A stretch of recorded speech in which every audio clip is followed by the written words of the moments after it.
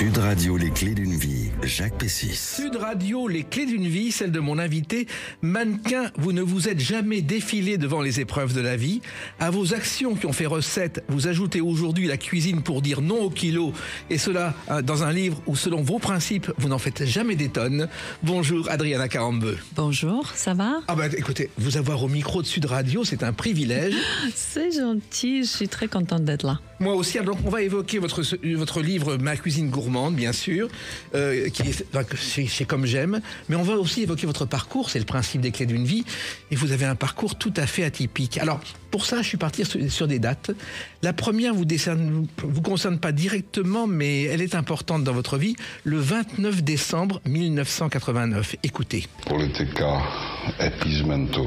Le jour où Václav Havel est devenu président de votre pays. Et ça, c'est un jour important pour vous. Mon Dieu, ça remonte, et puis des souvenirs aussi, car je me souviens de ce moment, bien évidemment. J'étais dans la première année de médecine à Prague, et c'est les étudiants qui ont fait le mouvement. Oui. C'est les étudiants qui ont commencé la révolution. Vous avez participé à une manifestation même, je crois. Exactement, c'était sans cesse en fait. L'école s'arrêtait. Et je me souviens, je suis partie, j'ai pris le train de Slovaquie jusqu'à Prague, ça a duré 12 heures. Et le lendemain, je devrais avoir un examen que je redoutais énormément, et je n'étais pas tout à fait prête. Et donc, on arrive à l'école, et la première information qu'on a, il n'y a plus d'école. École fermée, car il y a des choses qui se passent, et moi j'entendais juste l'école fermée, je fais pas l'examen demain. Oui. J'étais trop soulagée, trop contente. Et après, bien évidemment, je découvre ce qui se passe. J'avais encore cette inconscience de pas avoir peur. J'étais jeune, je comprenais pas des choses comme par exemple mes parents. Mais comme j'ai vu la peur dans les voix de mes parents qui m'ont appelé au téléphone et qui m'ont dit fais attention, c'est là où je me suis rendu compte que ce qui va suivre va être important. Voilà, il se trouve que vous êtes allé à cette manifestation sans l'accord de votre père, je crois. Oui, mon père m'a dit n'y va pas, ils vont te filmer, tu vas être puni. Arrête, de toute façon, parce que mon père a vécu quand même 68. Oui. Et donc, à l'époque, ça s'est mal terminé. Donc lui, il en était persuadé que ça va être la même chose aussi quelques années plus tard. Oui, parce que c'est une époque où même votre famille et vous-même, la crainte c'était d'être épié par votre régime, comme beaucoup de gens. Bah, bien sûr, il y en a plein qui se sont retrouvés quand même en prison. Oui, mais Vladimir Kosma, qui est dans un autre pays, lui aussi a été vendu, a été racheté, a dû payer avec son père pour venir en France à cette époque-là. Bah, il y a récemment qu'il y a un livre qui est sorti sur des histoires de blocs communistes. Vous n'avez pas idée. Il y a tellement de destins qui ont été brisés, des familles qui ont été déchirées. Et quand on les lit, quand on les écoute, quand on les entend, on se dit mais c'est pas possible. Comment ça pourrait en fait exister? Comment ça pourrait tenir si longtemps? Oui, en plus, il n'y avait pas de téléphone portable, il n'y avait pas Internet, il n'y avait rien. Donc, vous avez grandi sans même savoir ce qu'il se passait dans d'autres pays. Non, mais notre bloc communiste a été bloqué. Oui. C'est aucune information. Comme je dis aussi bien dans mon livre, on ne savait pas pratiquement qui était Marilyn Monroe. Oui, et même la conquête de la Lune, vous ne connaissiez pas. Non, c'était triché. Oui. C'était triché, on avait complètement une autre information sur cette chose. C'était bien évidemment des Russes qui ont fait un truc incroyable. Tous les livres d'histoire ont été réécrits après la Révolution. Et votre héroïne, je crois que c'était Gagarine et Laïka, surtout la chienne. Bah oui, la chienne. Mais oui, ça c'est notre histoire qui ne correspond pas tout à fait à celle-là qui est vraie. Oui. Vous savez que Laïka, en fait, ça veut dire aboyer en russe. Ça, je peux... Ah si, je vous assure. Et avant Laïka, il y a eu d'autres animaux, c'est des insectes qui ont été envoyés dans l'espace pour vérifier que l'homme pouvait respirer dans l'espace. Waouh, sur les insectes, je ne savais pas, mais Laïka, vous êtes sûr que ça fait... aboyant en russe. Laïka, vous êtes sûr? C'est ce que j'ai vu sur les réseaux. C'est un terme, c'est une traduction du russe, c'est étonnant. Hein. Ok. Et à l'époque, Michael Jackson, Madonna, vous connaissez pas du tout? Si, c'est venu. Michael Jackson est venu un peu plus tard. Moi, j'avais déjà 16 ans. C'est venu toujours avec un décalage. Oui. Décalage de quelques années. Mais Michael Jackson et Madonna, c'était déjà l'âge où tout était un peu plus détendu. Voilà, mais avant Václav Havel, non. Non. Voilà. Non, mais moi je me souviens, j'avais 16 ans et Michael Jackson et Madonna, c'est deux artistes qui ont quand même marqué ma jeunesse. Oui, alors il y a une chanson qui peut symboliser votre jeunesse. J'entends les oiseaux qui chantent à la ferme du bonheur. Claude François, La ferme du bonheur.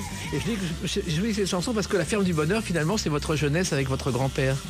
Avec ma grand-mère et mon grand-père. Ouais. Mais cette chanson, je la connais pas, attention. Ah, oui. Bah non, C'est parce une que- chanson des 60. Non, je vous dis qu'on était imperméable. Il n'y a Non, rien mais qui venait. complètement. Mais Mais- complètement, je ne le connais pas. J'ai pas la culture musicale, aucune d'ailleurs, à cause de ça. Mais oui, c'est pour ça que je vous la fais découvrir. Eh Et ben, c'est gentil. ça correspond à ça parce que finalement, votre jeunesse, c'est la découverte de la nature.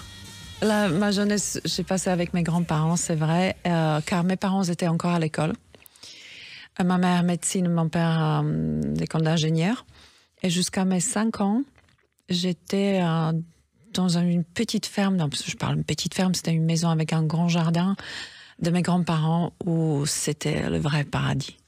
Et Et la après, nature, oui, on était très, très liés. Mon grand-père, surtout, très, très lié à la nature. Il connaissait toutes les plantes, tous les arbres. C'était magique. ça a été beaucoup plus compliqué. C'était une cité minière, Banca Bistrica. Ça, c'était pas la nature. Hein, Oh, mais si. Banska Bystrica, c'est une petite ville qui a 150 000 habitants et qui est vraiment entourée de montagnes. Donc, c'est pas loin. On faisait des randonnées avec mon père et mes grands-parents sans cesse, je dirais même. Non, très, très lié à la nature. Toujours. Et alors, après, vous êtes l'élève modèle à l'école. Je suis fier de rencontrer quelqu'un qui a eu 20 sur 20 au bac. J'avais 20 sur 20 C'est au bac. rarissime. Non, parce qu'en France, vous avez un autre système scolaire. Vous avez 20 sur 20, ça n'existe quasiment pas. Mais chez nous, c'est entre 1 et 5. Chiffre 1, c'est excellent. Jusqu'à 5, où vraiment vous avez échoué. Et de faire 20 sur 20, je sais qu'on était 6 de toute l'école. Donc ça va, c'était jouable. C'était jouable. En plus, je crois que dans votre pays, l'échec était totalement interdit à l'école. Adriana Carmen. C'était la chose la plus horrible que vous pourriez... peut-être que c'était seulement dans les yeux de mes parents, mais l'accent dans mon pays était basé sur l'éducation. C'est vrai que c'était très, très strict, l'école.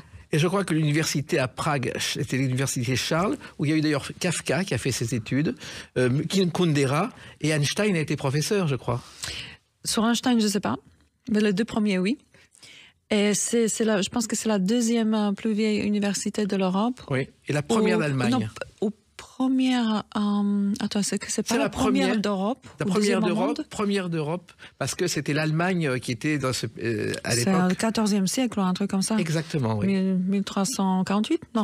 Exactement. Non, sérieux? Sérieux, 1300. Non. Je vous assure que c'est 1348. Là, je suis très forte. Je sais même pas d'où j'ai sorti. Sérieux? Oui, mais je vous jure que c'est vrai. Alors, il se trouve que vos études au départ, c'est la médecine, c'est votre vocation. Oui, j'ai fait 3 premières années de médecine. Troisième, j'ai pas fini. Donc 2 ans et demi finalement. Oui. Presque 3. C'est ce que je voulais faire, c'est ce que je rêvais faire. J'ai pas osé au début, car c'était vraiment très compliqué déjà d'accéder à cette université. Mon père voulait pas que je fasse les études, il voulait que je travaille pour gagner l'argent. Mais je me suis dit, je vais tenter. Et j'ai changé, je me suis inscrite vraiment quelques semaines avant le bac, ce qui était très tard. Et puis j'ai fait le concours, je passais. Et du coup, je suis admise et waouh, pour moi, c'était hallucinant. Parce que c'est la même université que ma mère a fait. Oui. Et les mêmes professeurs, finalement, que j'ai rencontrés après, plus tard, c'était les mêmes. Et un truc de fou, il y a un professeur qui m'a dit, il pouvait pas savoir, j'avais un autre nom, car ma mère s'est mariée, oui. et il m'a dit, passez bonjour à votre maman. Incroyable. Et le même examen, je l'ai déjà passé parce que j'étais dans le ventre de ma mère. Extraordinaire. C'est incroyable. C'est fou. Parce qu'on se ressemble peut-être à ce point, je sais pas, avec ma mère. Incroyable. Alors, ce qui est étonnant aussi, c'était la difficulté, parce qu'il n'y avait pas à manger tous les jours, il n'y avait pas d'argent. Si, il y avait à manger Il y avait tous la les cantine. jours. Si, il y avait à manger. Il ne faut pas exagérer, il y avait à manger, mais c'était... bon, peut-être qu'il n'y avait pas la viande tous les jours. Non. Mais on avait de quoi manger. Le système communiste, il est quand même... Bon, pour quelque chose, c'est qu'on ne meurt pas de faim. C'était pas la Russie à l'époque. Donc, c'est peut-être restreint. C'était pas comme en France, mais on avait de quoi manger. Et puis, mes grands-parents, ils avaient une grosse ferme, donc on n'avait jamais faim. Voilà. Et c'était surtout beaucoup de travail, du matin au soir, les études à l'époque. Ah oui, oui. Et à médecine, c'était... Ma mère m'a toujours dit, le temps que tu prends pour aller prendre une bouteille d'eau ou un boisson dans le frigo, c'est le temps que les autres étudiants vont passer à étudier, et c'est là où ils vont être meilleurs que toi. Voilà. Et c'est peut-être aussi pour ça que vous êtes devenue la meilleure dans plein de domaines, non? Je sais pas, mais cette discipline de travail, je la garde. Eh bien, conservez-la. Pas dans tous les domaines, mais celui-là, je la garde. Voilà. Et il y a une autre date importante dans votre vie qu'on va évoquer dans quelques instants, c'est le 30 janvier 1999. À tout de suite sur Sud Radio avec Adriana Carambeu. Sud Radio, les clés d'une vie, Jacques Pessis. Sud Radio, les clés d'une vie, une invitée exceptionnelle, Adriana Carambeu, pour évoquer son parcours et ses livres. On parlera aussi de la cuisine gourmande tout à l'heure.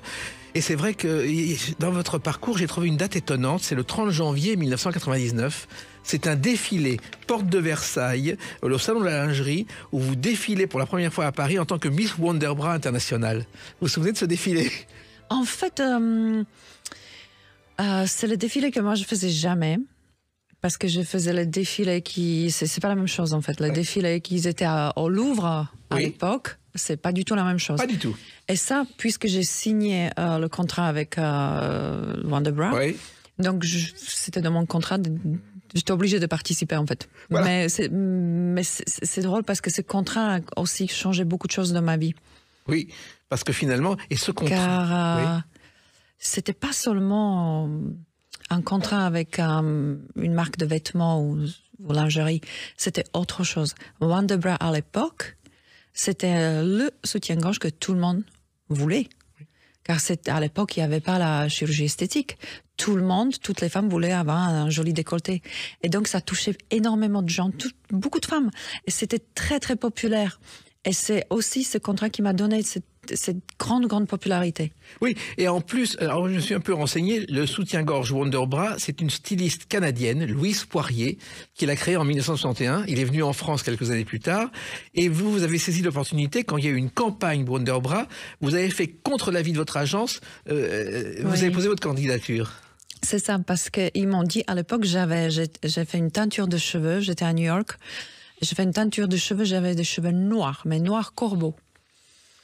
Et donc, l'agence, il ne me prévient pas sur les étapes de casting parce qu'il y avait 10 000 filles qui étaient castées pour ce contrat. Ils m'ont prévenu seulement quand il y avait 10 filles restantes. Donc, ils m'ont dit, écoute, tu es sur la liste, mais bon, de toute façon, ça va pas se faire, tu es brune. J'ai pris l'avion. En 2 jours, je me suis fait blonde. Et je le sentais, je me suis dit, il me le faut celui-là. Celui-là, il est pour moi. Ce que j'ai aimé sur cette publicité, pourtant on pouvait penser le contraire. C'est que je pense que cette pub était très pro-femme. Car pour une fois, c'est une femme qui dit « Regardez-moi, dans les yeux ou pas, regardez mon décolleté, je suis là, j'assume. Cette poitrine, elle donne une vie. » Mais il n'y a rien de mal de dire aussi qu'elle donne le plaisir, qu'elle est là aussi pour plaire. Et j'ai aimé ça, j'ai aimé le discours. Et en plus, vous avez une astuce, je crois que vous êtes allé chez Chantal Thomas acheter quelque chose de très particulier. Parce qu'à l'époque, j'étais très mince. Et bien évidemment, quand on est très mince, on n'a pas énormément de poitrine. Mais maintenant, je suis beaucoup moins mince. Et j'ai la poitrine. C'est ma poitrine, hein? Oui, attention. Je n'irai pas vérifier. Je ne vous laisserai pas vérifier, surtout. Mais bon, bref, j'insiste. Et puis, à l'époque, j'en avais pas, donc pas énorme. J'avais quand même, j'avais des formes, toujours. J'avais toujours des formes, mais bon, beaucoup moins. Et j'ai acheté un joli soutien-gorge parce que le dernier casting, c'était un casting vidéo filmé. Et je me regarde dans le miroir, dans la chambre où je me suis changée, et je me suis dit, ça donne pas, c'est pas assez, ça donne pas. Donc j'ai pris mes chaussettes et j'ai rempli le soutien-gorge de Chantal Thomas avec mes chaussettes et bim, je l'ai eu. Et résultat, la pub a fait vraiment plusieurs pays, ça vous a vraiment lancé.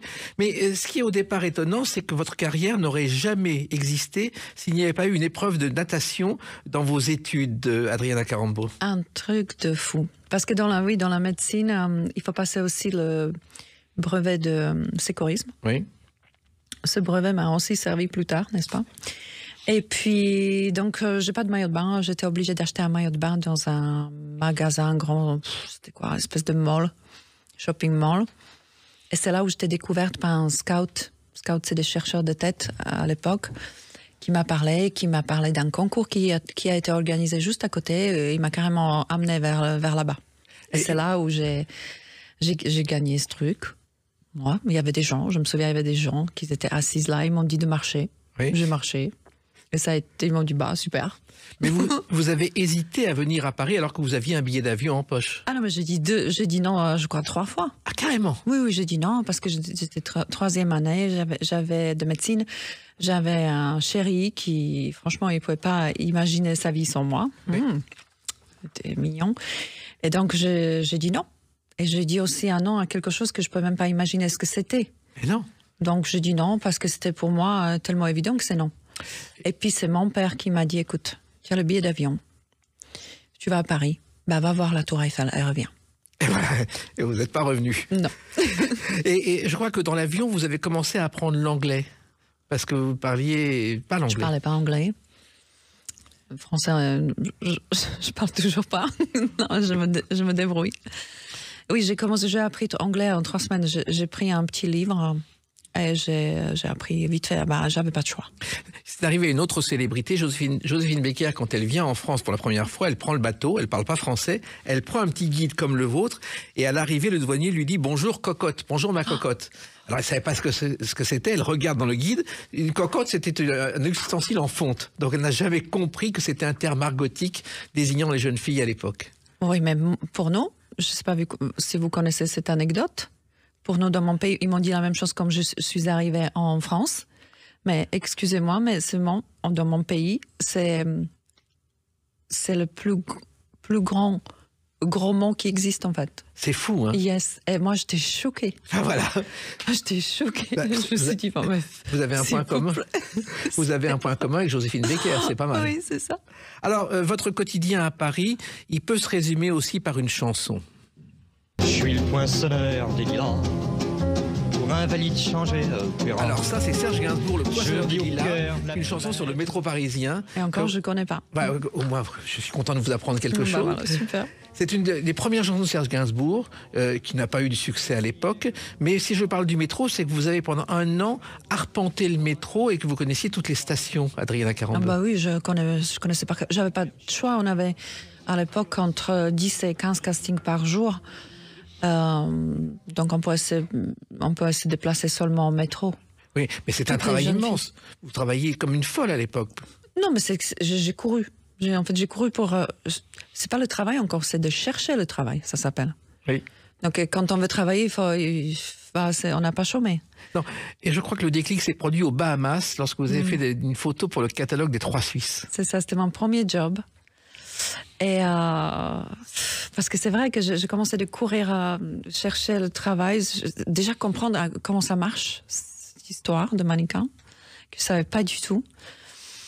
Et après, je me suis dit, non, mais il faut quand même que je me débrouille un peu, sinon il faut que je rentre, c'est tout.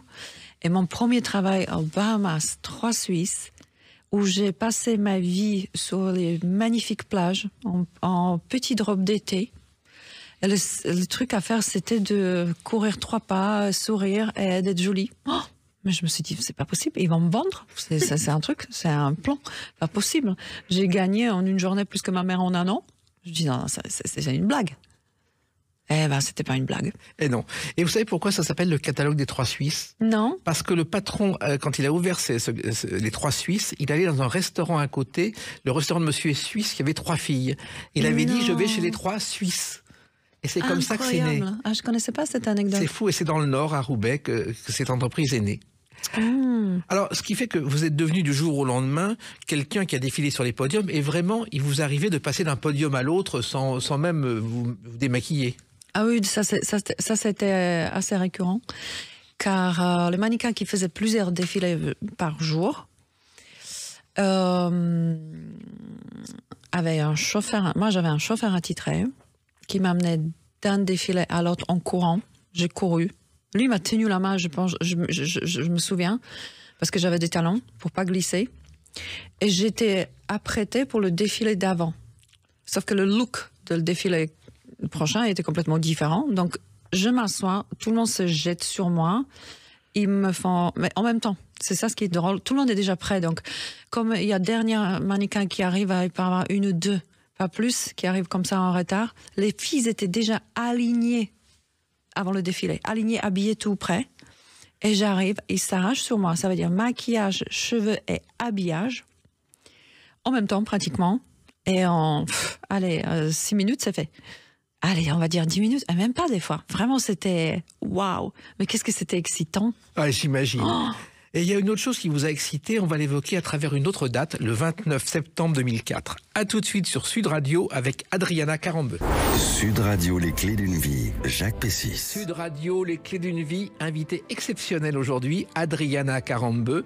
Nous parlons tout à l'heure de votre cuisine gourmande, mais là on parle de votre vie que vous racontez dans un livre. Alors, une date importante, c'est le 29 septembre 2004, c'est la sortie de ce film. Petite fille de Jean-Louis Hubert, vos vrais débuts au cinéma. Oui, c'est vrai, c'est mon premier film, je crois. Oui, exactement. Oh my God, qu'est-ce que j'étais stressée. J'étais hyper stressée. J'ai dit, comme d'habitude, j'ai dit toujours non au début. Après, je me laisse convaincre. Et maintenant, j'avais très très peur. Parce qu'à l'époque, 2004, je parle encore très très mal français.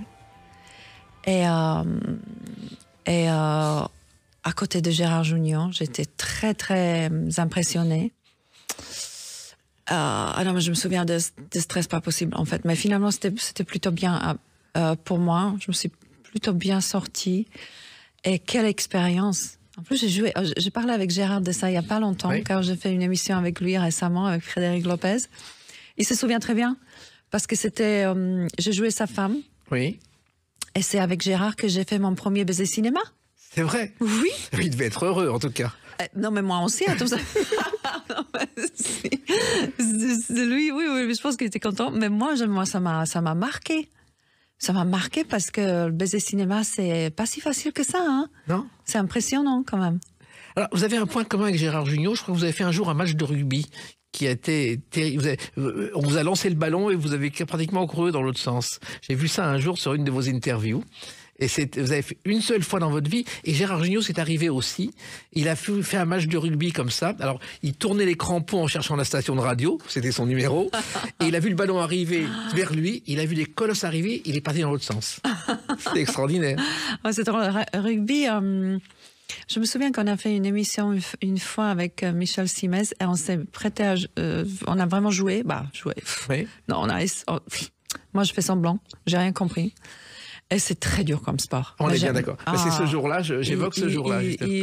C'est vraiment très très dur, mais qu'est-ce qu'on a rigolé. Voilà. C'est trop bien. Sud Radio, la station du rugby, donc écoutez-nous, vous apprendrez. Alors, la comédie, je crois que ça faisait partie de vos rêves depuis toujours. Non. Vous étiez enfant, vous faisiez des histoires, vous des histoires.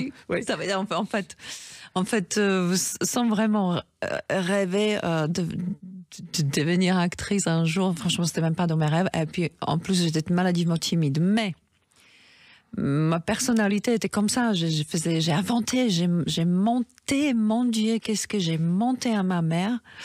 Je lui racontais des histoires complètement improbables. Et je devrais le faire bien parce qu'elle m'a toujours cru. Et comme elle m'a cru, pour moi, c'était la plus grande satisfaction. Je me suis dit, waouh, j'ai kiffé ça, je sais même pas pourquoi, si, je sais. Oui, de vivre peut-être des personnages différents, je trouvais ça très, très excitant. Et puis plus tard, j'en ai fait quelques. Je suis pas une actrice, mais j'en ai fait quelques expériences avec les téléfilms. Et c'est vrai que c'est extrêmement amusant. Ça m'amuse jusqu'à aujourd'hui. De plus en plus d'ailleurs. Il y a eu aussi ensuite le film de Robert Altman, Prêt à porter, qui a aussi été une expérience totalement surréaliste. C'était incroyable, mais j'ai fait juste une apparition. C'était tout petit, minuscule apparition, vraiment. Mais j'étais entourée par des grands acteurs. Il y avait Kim Basinger, il y avait Marcello Mastroianni, et qui m'en parlaient parce qu'il y avait beaucoup de temps à attendre. Et que comme Marcello Mastroianni ou Kim Basinger vous parlent, parce qu'elle a partagé quelques moments avec moi, et j'étais vraiment très très honorée. Oui, et en même temps, ça vous démontrez, comme d'autres top modèles, que le cinéma est accessible, parce que vous n'êtes pas la seule à être passée des plateaux de mode aux plateaux de cinéma. Bah c'est vrai, je n'ai pas fait exprès, je pense que c'est un chemin un tout petit peu logique, car même si on travaille avec le caméra et on ne parle pas, les photos, j'aime croire, qu'ils racontent aussi une histoire. Et ce premier contact, il est peut-être plus facile passer au film si on a déjà cette expérience-là ou pas. Ou peut-être que c'est le physique aussi qui attire beaucoup des réalisateurs. Ou est-ce que c'est cette expérience où on se sent à l'aise devant la caméra qui mène souvent à cette deuxième carrière, je sais pas. Ouais, en tout cas, le problème du cinéma, c'est qu'il faut attendre des heures quelquefois pour tourner une séquence. C'est long, ça. C'est vrai, c'est très très long, et en même temps, c'est très dur de faire autre chose car on se déconcentre. Oui. Donc il y a beaucoup de. Il y a quelqu'un qui m'a dit, je sais qui c'était papa de Vincent Cassel. Jean-Pierre Cassel. Jean-Pierre Cassel, merci. Qui m'a dit, quand on a tourné Astérix, et un jour on rentre ensemble dans la caravane, et il m'a dit, alors tu vois, c'est ça notre vie. Nous des stars, en fait, finalement, c'est pas si glamour que ça. C'est ça ce qu'il m'a dit, ça m'a marqué. Alors, il y a une formule aussi qui circule, le cinéma, c'est 8 heures d'attente pour 1 minute de génie. C'est vrai. C'est pas loin. Mais justement, le talent, il se repose à ce moment précis où l'acteur est capable de se concentrer et tout donner. Alors, Astérix aux Jeux Olympiques aussi, ça c'est assez étonnant. Vous êtes la femme d'A.G. Canonix, jouée par Sim. Ça aussi, on ne vous attendait pas là-dedans, Adriana Carambeu. C'est que, je sais pas pour quelle raison, les gens pensent à moi, j'adore ça. Je suis vraiment extrêmement reconnaissante à ce phénomène. Et encore, merci beaucoup de me donner cette opportunité et cette chance de pouvoir exister à côté des grands acteurs comme Sim, mais peut-être tellement d'autres. Encore une fois, je suis fière vraiment de moi parce que maintenant je sais que ma fille un jour elle va regarder sa maman et ça me fait chaud au cœur. Encore une fois, c'est une petite un petit rôle, mais pour moi c'est énorme. Oui, en plus Sim c'est quelqu'un de fabuleux. Oh, extraordinaire. Et quelle gentillesse il avait. C'était un grand monsieur. Il était très drôle. Il a commencé la télévision dans les années 60 pour les jeunes et il a créé un personnage, je ne sais pas si vous en parlez, de la baronne de Tronchambier qui était déguisée en femme dans l'émission de Guy Lux à la télévision. Il était totalement délirant. Lui déguisé en femme, personne ne l'avait fait avant, avec son physique très particulier. Ça, encore une fois, j'étais pas là. Alors, il y a eu le cinéma et il y a eu la télévision et je crois que la télévision était très importante aussi pour vous. Très, très importante. Encore une fois, j'ai rien prévu, j'ai rien vu venir. Mais comme quoi, dans la vie, des fois, il y a des rencontres, des opportunités qu'on saisit. Il y a des portes qui s'ouvrent. C'est totalement, dans mon cas, c'est totalement imprévisible, imprévu. Ça vient de nulle part. Et des fois, ça reste. Comme par exemple l'émission avec Michel Simès, Le pouvoir extraordinaire du corps humain. Ça a duré 11 ans. 11 ans. Et ça, c'est arrivé comment ? Eh bien, ça, c'est arrivé. En fait... Vous avez 3 heures ? Oui. C'est que l'émission, je pense, laquelle elle a fait le plus grand déclic dans ma carrière, si on veut, audiovisuelle, c'était l'émission avec Frédéric Lopez, La Terre Inconnue. Oui. Ça vous a marqué ? Non seulement moi, mais ça a marqué aussi les téléspectateurs, car il y a une séquence où je suis en train d'expliquer mon métier à Cissé. Cissé, c'était l'homme qui vivait en Éthiopie, dans les grands plateaux d'Éthiopie qu'on a visité, cette famille. Et Cissé, il me pose la question, qu'est-ce que je fais dans la vie? Et moi, j'avais du mal à expliquer, voir le contexte d'un peuple qui vit dans des conditions, ils vont bien dire, compliquées. Et de parler de mon métier d'une société qui est complètement différente, expliquer gentiment et clairement de quoi il s'agit. Et cette séquence a marqué beaucoup de gens et aussi pratiquement tout le monde qui est venu me chercher pour les émissions de télé après.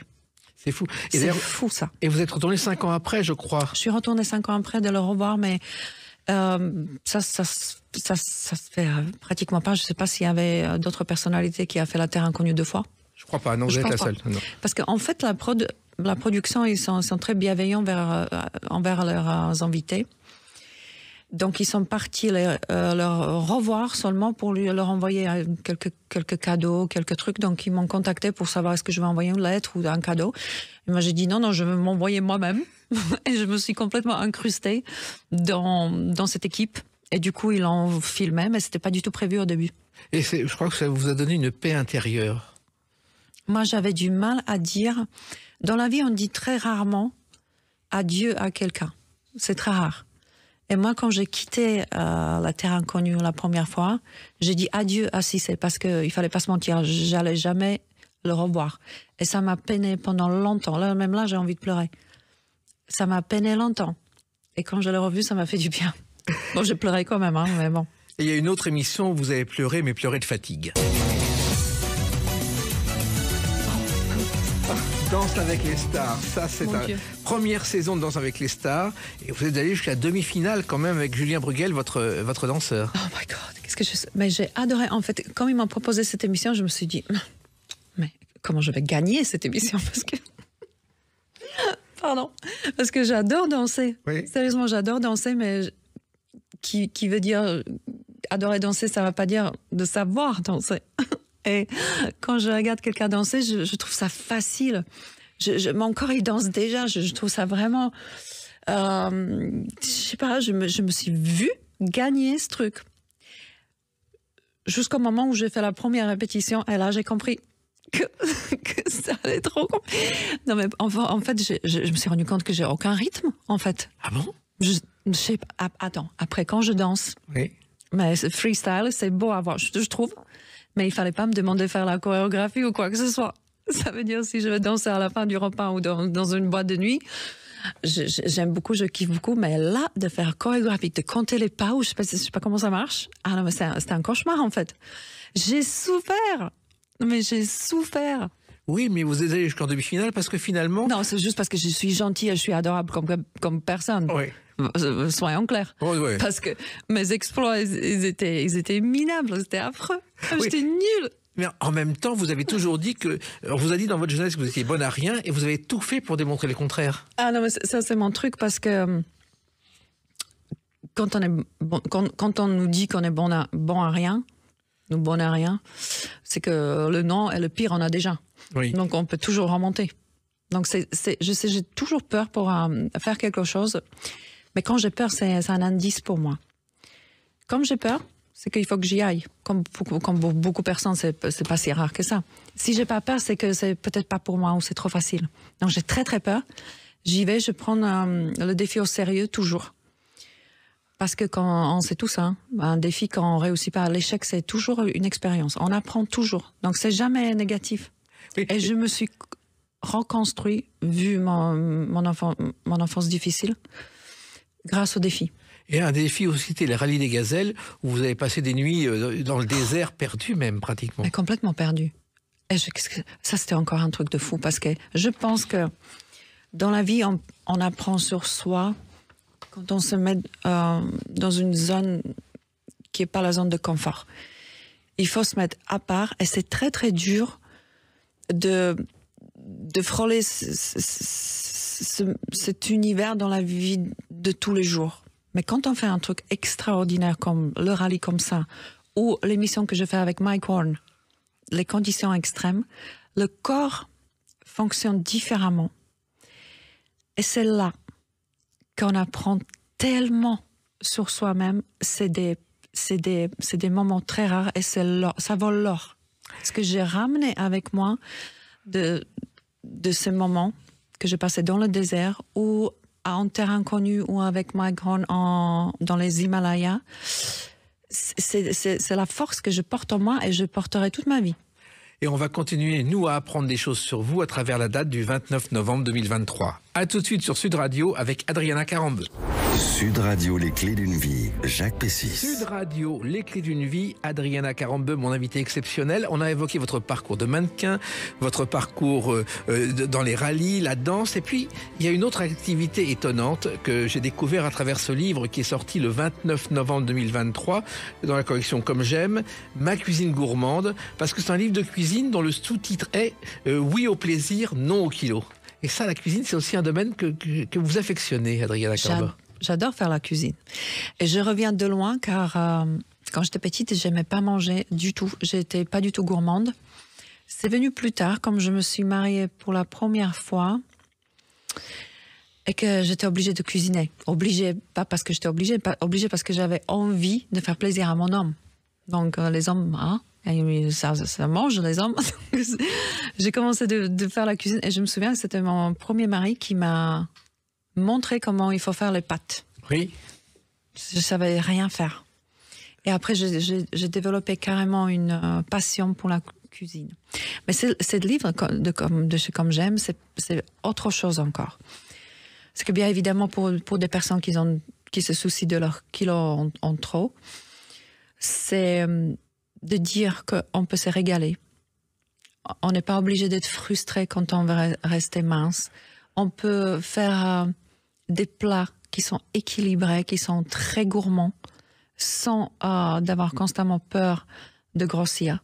Qu'on peut manger aussi le dessert et que c'est question de dosage et d'équilibre. Et ce livre, pour ça, il est vraiment parfait. Je crois qu'il faut 2000 calories par jour minimum pour pouvoir s'en sortir. 2000 kilocalories, on est en bonne santé sans avoir trop mangé ni pas assez mangé. Oui, c'est assez équilibré. Après, on peut survivre aussi avec moins que ça. Ça, c'est pas, ou plus. Ça dépend ce qu'on fait et comment on mène notre vie. Si vous êtes un sportif et vous pratiquez le sport 5 fois par semaine, c'est sûr que vous pouvez manger plus.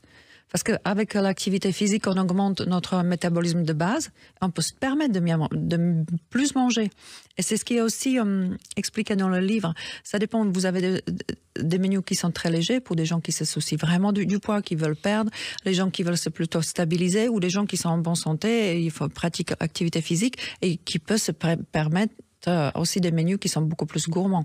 Voilà. Mais en même temps, vous avez vous-même établi votre régime depuis des années. C'est-à-dire que vous savez exactement ce qu'il vous faut, Adriana Carambeu. Ah, moi, je sais très bien ce qu'il me faut. C'est-à-dire Ça dépend aussi de la période de ma vie. Parce que quand j'étais mannequin, je ne pouvais pas me permettre grand-chose. Je me souviens des moments où je mangeais une pomme par jour, bien évidemment. Mais quand on est jeune, ça passe. Après, j'ai commencé C'est pour ça que je suis passionnée de la nutrition, car j'étais obligée quelque part de comprendre moi-même comment me nourrir en restant très très mince et aussi en ayant beaucoup d'énergie, parce que le mannequin ça court, hein. Donc j'avais cette envie de découvrir les aliments qui sont le plus énergisants, qui sont le plus riches en minéraux et vitamines. Bref, j'ai tout étudié. En plus, ma mère elle était nutritionniste. Et c'est devenu une vraie passion. Et puis après, il y a l'émission avec Michel Simès qui arrive. Et alors là je vous promets, je vais ouvrir bientôt un cabinet. Oui, ou peut-être un restaurant, non? Ou ça, pourquoi pas? Il se trouve qu'en fait, vous êtes devenue ambassadrice de Comme j'aime, parce que ça vous a tellement touché que vous êtes allée jusqu'au bout de votre aventure. Ce que j'aime sur Comme j'aime, c'est une entreprise qui aide les gens. Moi, j'en ai rencontré énormément de gens qui me parlaient de leurs soucis du poids. Et je sais que quand on n'est pas bien dans nos baskets, dans notre corps, on ne peut pas être bien tout court. Et je sais à quel point c'est important. Et comme vous avez des gens qui ont à perdre beaucoup de kilos, on parle 10, 20, 30 ou plus, c'est très très dur. Parce que ça prend longtemps. Souvent, ces gens, ils ont déjà tout essayé. Ça ne marche pas. Ils sont déprimés, ils sont perdus quelque part, et c'est très dur. Et grâce à Comme j'aime, il y en a énormément qui ont réussi et qui ont réussi aussi leur vie après. C'est pour ça, par exemple, ce livre, c'est après. Comment on se stabilise, comment on continue d'avoir une vie normale quand on ne fait plus le régime et comment on choisit notre philosophie de vie, notre chemin. Notre art de bien vivre. Voilà. Et vraiment, encore une fois, c'est Comme j'aime aider tellement de gens. Et c'est pour ça que je suis fière de pouvoir faire partie. Je crois que c'est Bernard Canetti qui a créé Comme j'aime. Et je ne sais pas si vous le savez, son père, Jacques Canetti, est l'homme qui a découvert Brel, Brassens et quelques autres chanteurs des années 50-60 célèbres. Je pense qu'il m'a raconté ça. Il m'avait raconté ça, oui. Alors, un menu équilibré, et dans ce livre, on le voit, des recettes qui sont étonnantes, parce qu'on peut aussi bien manger un hamburger que de la mousse au chocolat ou des tomates farcies, c'est pas un problème. C'est pas un problème. Il faut absolument pas diaboliser la nourriture. On peut manger de tout. Je répète, on peut manger de tout. Après, c'est question encore d'équilibrer et c'est question de quantité. Évidemment, j'arrête pas de le dire. Quantité. Il faut toujours, moi je pense que ça c'est une règle qui marche toujours bien.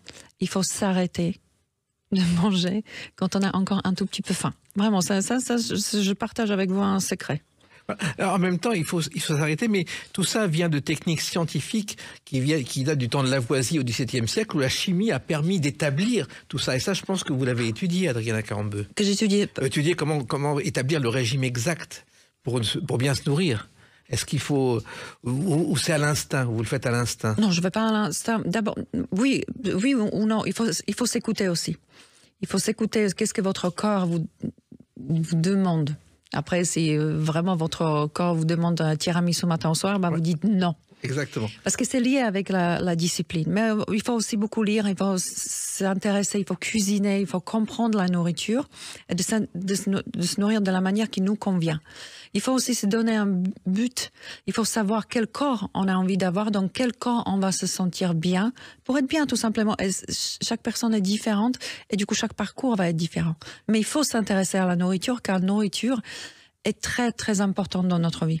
Et il faut choisir les ingrédients parfaits. Et ça, c'est pas toujours simple. Je vais vous dire un truc. Je pense qu'à la fin, c'est question de bon sens. Et finalement, le bon sens, c'est très très simple. Comme ce livre, c'est très simple finalement. Par exemple, quand vous des bons ingrédients, oui. Des aliments qui sont de bonne qualité, ça veut dire quoi? Souvent, c'est bio, qui viennent des producteurs qu'on connaît ou qu'on a vérifié. Bio, c'est quand même un label qui nous parle beaucoup. Qu'on cuisine nous-mêmes, qu'on sait ce qu'on met dans notre nourriture. Vous savez, en fait, j'ai envie de dire, on enlève tout ce qui est industriel et on fait nous-mêmes. Et ça, c'est déjà un grand pas. Ça vous arrive de faire vous-même comme ça, de choisir, de faire votre marché, de tout trouver? Oui, ça m'arrive parce que quand je suis par exemple à Monaco, c'est finalement un petit village et je prends plaisir. Maintenant, j'ai un enfant, j'ai ma fille avec qui je le fais et je lui fais découvrir, c'est encore meilleur. Donc le marché, je le fais, pas souvent, mais je le fais avec grand plaisir parce qu'elle découvre. Et j'adore de lui faire comprendre et lui donner de bonnes bases dès le début de sa vie. Après, on cuisine ensemble, mais on fait aussi des gâteaux. Ah, ça, c'est important. Mais enfin, des gâteaux limités. Et surtout, il y a aussi les fruits. Parce qu'il y a un slogan qui dit « Il faut manger 5 fruits et légumes par jour ». Vous êtes persuadé que, et vous l'expliquez dans votre livre, que 2-3 légumes suffisent ou fruits à condition qu'ils soient de bonne qualité et qui vous correspondent. Oui, parce qu'après, il y a aussi plein d'erreurs. Les gens, ils pensent qu'il faut manger plus de fruits, on mange mieux. C'est en fait, non, pas tant que ça. Les fruits, on va dire 1, 2, je dirais 1, 2. Pas plus, parce que les fruits, c'est quand même un fructose que la foie va stocker. Oui. Donc, attention avec ça. Arrêtez de boire des jus de fruits. Ah oui, ça, c'est important. Il ne faut pas presser les fruits. Pourquoi? Parce que quand on mange un fruit entier, on va avaler aussi les fibres qui vont avec. Donc, dans les fruits, on a le sucre, on a le fructose, qui va vraiment rapidement monter l'index glycémique, mais si on mange les fruits, les fibres avec, ça va tout de suite le baisser, ça va même pas le permettre de monter très haut. Qu'est-ce qui se passe quand on monte l'index glycémique dans notre sang? Ça, c'est une espèce de signal que le corps va stocker les calories. Ça, il faut pas. Donc, si on boit dans un verre de jus d'orange, combien d'oranges il y en a? Il y en a beaucoup. Oui, 4 ou 5 oranges. Ce qu'on ne va pas manger 4 ou 5 oranges dans la journée, n'est-ce Oui. pas? Donc, on va en fait apporter à notre corps trop du sucre, sans beaucoup de fibres, et ça, c'est pas bon. Ouais. Et d'ailleurs, beaucoup de gens prennent le jus d'orange avec du sucre, ce qui est encore pire. Ah non, mais c'est sérieux? Ça Oui, existe, j'en ai- ça? Non, bien mais sûr. il faut interdire. Et l'eau aussi est importante, parce que il faut boire de l'eau 1,5 litre par jour pour notre corps. Et ça, vous l'expliquez dans le livre, Adriana Carambeu. Bien sûr, il faut s'hydrater, ça c'est important. Après, il ne faut pas non plus exagérer avec l'eau, parce que des fois, ils disent plus on boit 3 litres par jour. Je trouve ça un peu exagéré, ça dépend aussi de notre corpulence. Mais il faut veiller.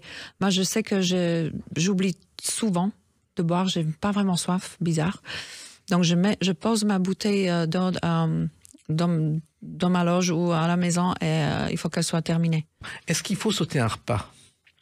Alors, moi, par exemple, je fais un jeûne intermittent depuis que j'existe. Je pense naturellement avant que je savais que ça existait. Donc, pour moi, petit déjeuner n'existe pas. Déjeuner, c'est rare. Donc, vous voyez, je mange pendant 8 heures. Après, maintenant, j'ai entendu parler que même jeûne intermittent n'est plus si bon pour la santé que ça. Moi, je dirais, écoutez votre corps. Si vous voyez que si vous avez sauté un repas à midi, par exemple, et après vous mangez 2 fois plus pour dîner, voilà, c'est pas bon. Mais ça peut convenir à certaines personnes, comme ça peut pas convenir à certaines personnes. Moi, si jamais je mange matin et midi et le soir, il faut que je dors après toute la journée. Donc, c'est pas pour moi.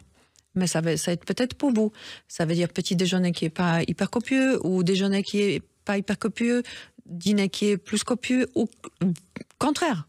Il y a des gens qui sont adeptes grand petit déjeuner et après ils vont avoir un dîner léger. Nous sommes chaque personne est différente. Écoutez-vous, écoutez vos corps. Un des premiers restaurateurs à faire de la cuisine à la télévision, c'était Michel Oliver, qui expliquait que le corps, c'est comme une voiture. On met de l'essence le matin, on mange le matin beaucoup, un peu moins à midi et encore un peu moins le soir. C'était sa théorie. Et ça peut marcher pour certains, parce que c'est vrai qu'avant de dormir, de toute façon, il ne faut pas manger 3 heures avant de dormir. Et c'est vrai qu'on a peut-être tendance de stocker plus si on mange le soir. Moi, je sais que comme je fais le sport, je fais la musculation, je sais il faut que je mange le soir. Mais c'est moi. Si je mange pas le soir, je vais mal dormir. Je vais même pas dormir. Je vais faire des cauchemars. J'aime pas. Mon corps n'aime pas. Moi, je veux défendre mon corps. Vous avez bien raison. Moi, j'adore manger le soir. Boire à boire. Alors, il y a une chose aussi qu'on voit de plus en plus, et c'est dramatique, c'est les gens qui déjeunent avec le téléphone, le smartphone, en train de regarder des images. Bah, ça, c'est pas bon. Les gens, ils font ça. Ah, on voit beaucoup. Les gens seuls dans les restaurants, ils ont leurs oreillettes et ils regardent un film en déjeunant. Ah non, ça, c'est pas bon. Parce que vous savez pourquoi? Déjà parce qu'un repas, c'est un moment de plaisir. Manger, on mange parce qu'on se nourrit, mais manger, la nourriture, c'est une des plus grands plaisirs de notre corps. Donc, il faut l'apprécier et il faut aussi faire attention quand est-ce que ce moment, ça s'appelle le moment de point de félicité, le moment où le prochain bouchée qu'on va avaler va être un peu moins savoureux que le précédent. Et c'est là où on s'arrête. Et si on regarde la télé, on va le rater. Et on va manger beaucoup trop que prévu. C'est là où il y a le souci. Alors, en vous écoutant, moi, ça me donne une idée. Pourquoi est-ce que vous ne feriez pas une émission de télévision sur la cuisine? Parce que c'est ce qui vous manque à votre palmarès, Adriana Carambeu. Vous seriez parfaite. Il n'y a rien qui manque. Oui. Mais par plaisir. C'est quelque chose à quoi j'ai déjà réfléchi. Ouais, j'ai pensé à ça. Parce que c'est ce côté amusant que je pourrais. Si je le fais avec un grand chef, par exemple, ça pourrait être chouette. Je pourrais apprendre plein de trucs. Mais oui, vous devriez faire ça. Je suis sûr que la télévision, ça marcherait. Ce serait une recette de plus dans votre recette du succès. Ah non, mais c'est super gentil, mais je le ferai avec plaisir. Vous voyez, parce que, en fait, on fait toujours des choses bien quand qu'il y a cette passion dedans. J'adore faire la cuisine, j'adore manger. Oui, pourquoi pas? Prochaine fois, on va parler de ça. Eh ben, on en parlera quand vous reviendrez dans les Clés d'une vie, parce qu'il y a tellement de choses à raconter sur vous qu'on n'a pas fini de se retrouver. Alors, le livre s'appelle Comme j'aime, ma cuisine gourmande, aux éditions Comme j'aime. Je le recommande à celles et ceux qui nous écoutent et qui sont de plus en plus nombreux et qui vous adorent. Et encore, je veux juste rajouter que les photos sont superbes. On a envie d'essayer chaque recette. Et je vous garantis, moi j'en ai essayé plein. C'est facile, c'est rapide, c'est gourmand.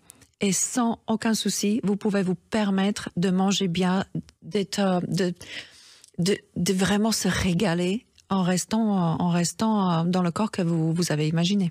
Nous, on s'est régalé en vous écoutant et en écoutant votre parcours, Adrina Carambeu. Merci de l'avoir raconté. Et puis à bientôt dans les Clés d'une vie, parce que je suis sûr que vous reviendrez raconter d'autres choses. Avec grand plaisir, je me suis régalée, j'ai passé un bon moment. Merci beaucoup. Merci, les Clés d'une vie, c'est terminé pour aujourd'hui. On se retrouve bientôt. Restez fidèles à l'écoute de Sud Radio.